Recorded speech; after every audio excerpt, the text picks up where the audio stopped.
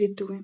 तो आयुर्वेद के अनुसार 6 ऋतु होती हैं, जिसमें सबसे पहले आ जाती है हेमंत, शिशिर, वसंत, ग्रीष्म, वर्षा, शरद। अब इनको डिवाइड कैसे किया है?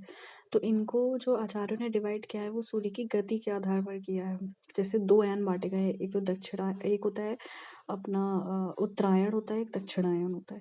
तो उत्तरायण मतलब जब सूर्य की गति उत्तर की ओर होती है तो उसे उत्तरायण कहते हैं, और जब सूर्य की गति दक्षिण की ओर होती है तो दक्षिणायन कहते हैं। और इन दोनों अयन जो होते हैं इनमें 3-3 ऋतुएं आ जाती हैं।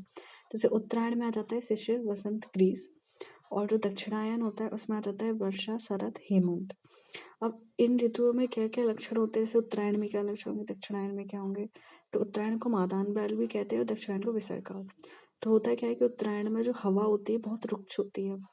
और देखो जो उत्तरायण में हवा रुक्ष होती है तो इसमें ऋतुएं कौन सी आ रही हैं? तो शिशिर, वसंत और ग्रीष्म, मतलब जो हमारा ठंडी का टाइम होता है और गर्मी होती है, तो ये सब आ जाती है उत्तरायण में। तो उस टाइम पे हवा हमने खुद ही देखी कि रुक्ष होती है। उस टाइम गर्मी पड़ती है तो सूर्य का बल ज़्यादा होता है, और सूर्य जो होता है जगत का शोषण करता है, मतलब एनर्जी वो ले लेता है, और मनुष्य जो होता है वो दुर्बल होता जाता है। और दक्षिणायन जो होता है तो इसमें पूरी चीज़ें अपोजिट हो जाती हैं। जैसे इसमें जो वायु होती है वो रुक्ष नहीं होती है। इसमें चंद्रमा का बल हमें देखने के लिए मिलता है क्योंकि ठंडी का टाइम है। और इस ऋतु में क्या होता है कि बल धीरे धीरे बढ़ता जाता है। जैसे कि इसमें आती हैं वर्षा, शरद, हेमंत, 3 ऋतुएं आती है। तो इसमें आप देखना कि वर्षा के बाद शरद, शरद के बाद हेमंत में धीरे धीरे बल बढ़ता जाता है, और भूख भी बहुत लगती है ठंड में।